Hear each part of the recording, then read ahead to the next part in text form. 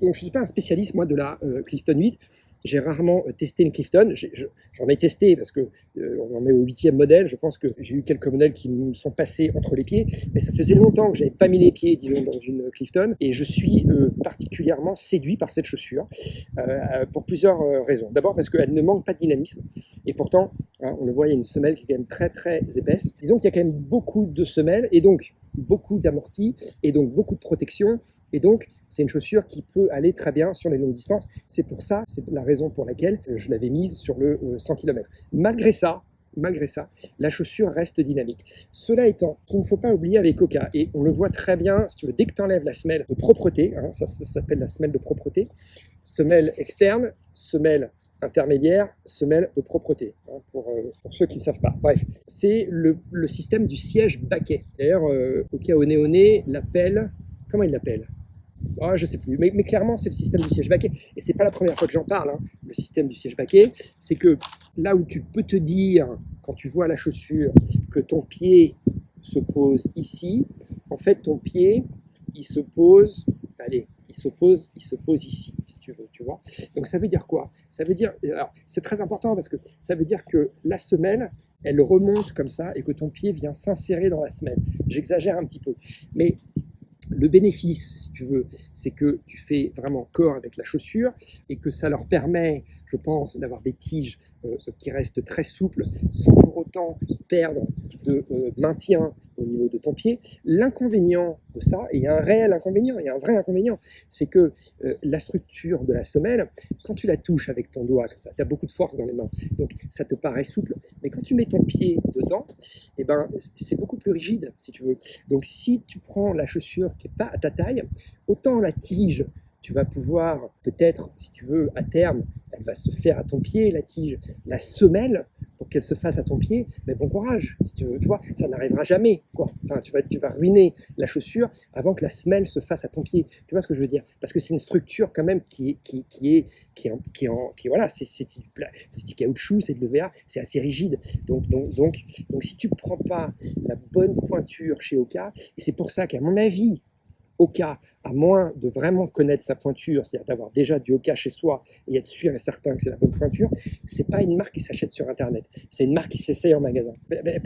Pour cette simple raison-là, tu vois, parce que le système du siège baquet, eh ben, voilà, comme je le dis, ça a ses avantages et ça a son inconvénient, c'est celui-là, c'est que si tu prends une taille trop petite, il vaut toujours mieux avoir une taille plus grande qu'une taille plus petite en running, hein, parce que de toute façon, sur les longues distances, ton pied, il a tendance, et surtout en pleine chaleur, ton pied, il a tendance à gonfler, et donc si tu as une chaussure qui est à la base déjà un petit peu trop petite, là tu vas souffrir, enfin, tu vas te ruiner les ongles, tu vas te prendre des ampoules, tu vas vivre un enfer, tu vas traverser le purgatoire. Alors que si tu prends une chaussure qui est un peu grande, c'est pas vraiment gênant, tu vois.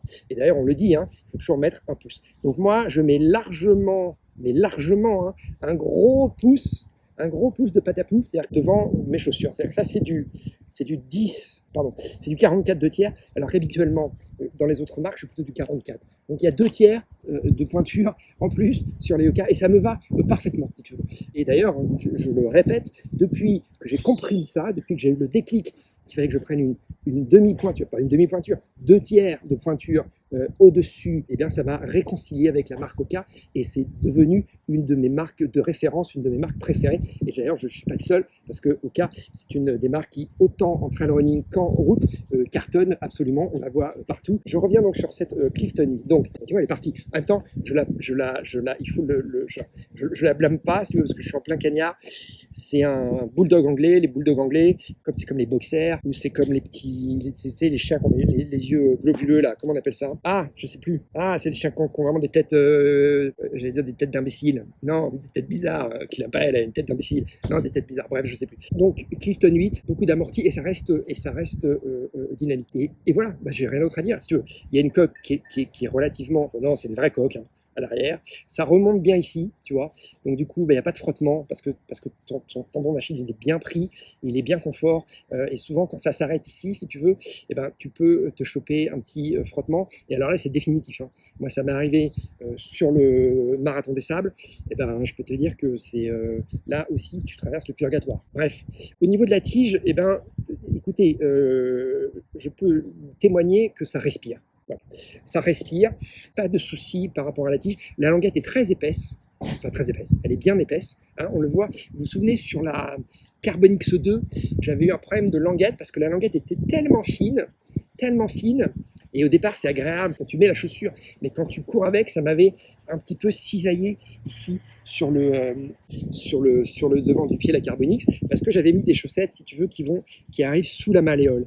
Et ça, il faut faire attention parce que quand tu connais pas une chaussure, tu peux avoir des petites irritations. C'est ce qui m'était arrivé avec la Carbonix 2, qui au demeurant est devenue depuis une de mes chaussures fétiches. Mais celle-là, c'est aussi en train de devenir une de mes chaussures préférées, une de mes chaussures fétiches.